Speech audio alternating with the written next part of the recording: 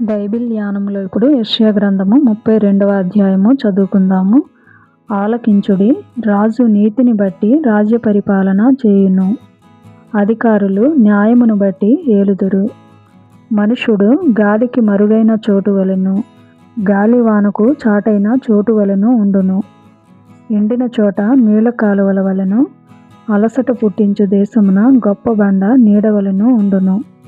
చూచువారి కన్నులు మందముగా ఉండవు, వినువారి చెవులు ఆలకించును. చంచలుల మనస్సు జ్ఞానము గ్రహించును, నత్తివారి నాలుక స్పష్టముగా మాటలాడును. మూఢుడు ఇక ఘనుడని ఎంచబడడు, కపటి ఉదారుడనబడడు. మూఢులు మూఢవాక్కులు పలుకుదురు, భక్తిహీనముగా నడుచుకొందురు. యెహోవాను గూర్చి కాని మాటలాడుచు, ఆకలిగొనిన వారి జీవనాధారము తీసుకొనుచు, దప్పిగొనిన వారికి పానీయము లేకుండా చేయుచు, హృదయపూర్వకముగా పాపము చేయుదురు. మోసకారి సాధనములను చెడ్డవి.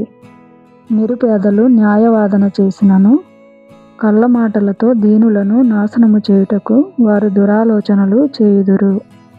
ఘనులు ఘనకార్యములు కల్పించుదురు, వారు ఘనకార్యములను బట్టి నిలుచుదురు. సుఖాసక్తి గల స్త్రీలారా, లేచి నా మాట వినుడి. నిశ్చింతగానున్న కుమార్తెలారా, నా మాట వినుడి.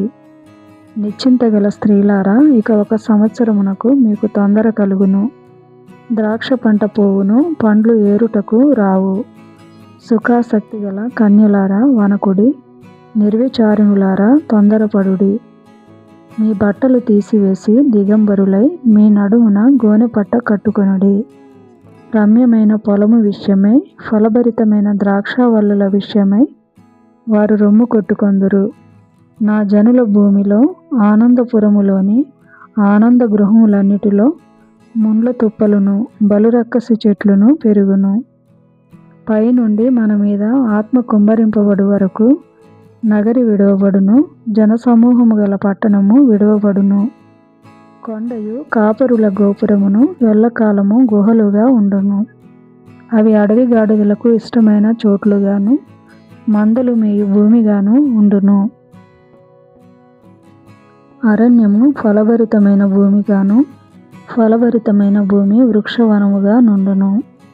అప్పుడు న్యాయము అరణ్యములో నివసించును, ఫలభరితమైన భూమిలో నీతి దాగును. నీతి సమాధానము కలుగజేయును, నీతి వలన నిత్యమును నిమ్మలము నిబ్బరము కలుగును.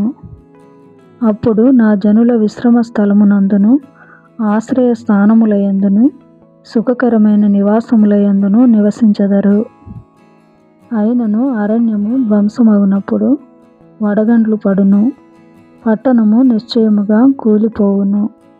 సమస్త జలముల యొద్దను విత్తనములు చల్లుచు ఎద్దులను గాడిదలను తిరుగనిచ్చు మీరు ధన్యులు.